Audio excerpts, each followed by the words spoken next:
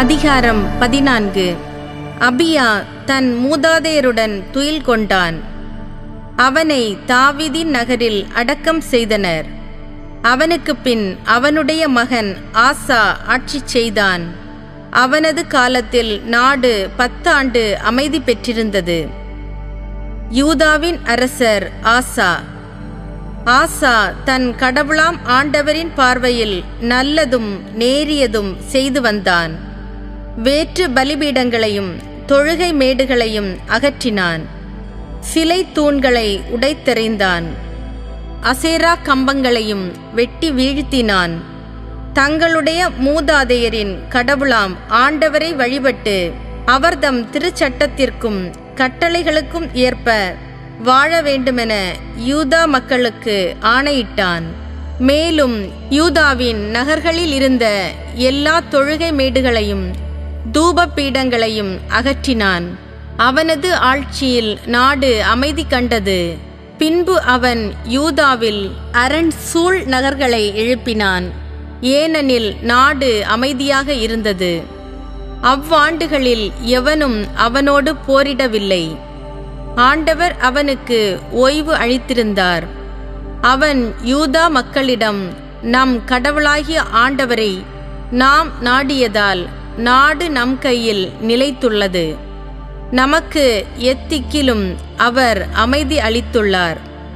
எனவே நாம் நகர்களை கட்டி அவற்றை சுற்றிலும் கோட்டை கொத்தளங்களையும் தாழ்பால் கொண்ட வாயில்களையும் அமைப்போம் என்று கூறினான்.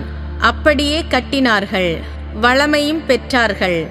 யூதாவிலிருந்து கேடயமும் ஈட்டியும் தாங்கிய 3,00,000 வீரரும், பென்யமினிலிருந்து கேடயமும் வில்லும் தாங்கிய 2,80,000 வீரரும் கொண்ட ஒரு பெரும் படையை ஆசா கொண்டிருந்தான்.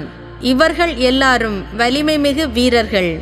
எத்தியோப்பியனான செராகு 10,00,000 வீரரோடும் 300 தேர்களோடும் அவர்களுக்கு எதிராக படையெடுத்து மாரேசா வரை வந்தான். ஆசா அவனை எதிர்த்துச் செல்ல அவர்கள் மாரேசாவில் உள்ள செப்பாத்தா சமவெளியில் போருக்கு அணிவகுத்து நின்றார்கள். அப்பொழுது ஆசா தன் கடவுளாம் ஆண்டவரை நோக்கி, ஆண்டவரே, வலியோரை எதிர்க்கும் வலிமையற்றவரை காப்பவர் உம்மையன்றி எவருமிலர். எங்கள் கடவுளாம் ஆண்டவரே, உம்மில் நம்பிக்கை வைத்து உமது பெயரால் இப்படையை எதிர்க்க வந்துள்ள எங்களுக்கு துணையாக வாரும். ஆண்டவரே, நீரே எங்கள் கடவுள். மனிதரும் உம்மை மேற்கொள்ள விடாதீர் என்று மன்றாடினான். ஆண்டவர் எத்தியோப்பியரை ஆசாவுக்கு முன்பாகவும் யூதாவுக்கு முன்பாகவும் முறியடிக்கவே அவர்கள் தப்பியோடினார்கள். அப்பொழுது ஆசாவும் அவனோடிருந்த மக்களும் அவர்களை கெரார் வரை துரத்திச் சென்றார்கள். ஆண்டவருக்கும் அவருடைய படைக்கும் முன்பாக எத்தியோப்பியர் வீழ்ச்சியுற்றனர். அவர்களுள் எவனும் உயிர் தப்பவில்லை. அவர்கள் முற்றிலும் நசுக்கப்பட்டார்கள். யூதாவின் வீரர்களோ மிகுதியான பொருட்களை கொள்ளையடித்து சென்றார்கள். மேலும் கெராரை சுற்றியிருந்த எல்லா நகர்களையும் வீழ்த்தினார்கள். ஏனெனில் ஆண்டவரின் அச்சம் அவற்றின் மக்களை பற்றி கொண்டது. எல்லா நகர்களையும் அவர்கள் சூறையாடினார்கள். அங்கே கொள்ளை பொருட்கள் மிகுதியாய் இருந்தன.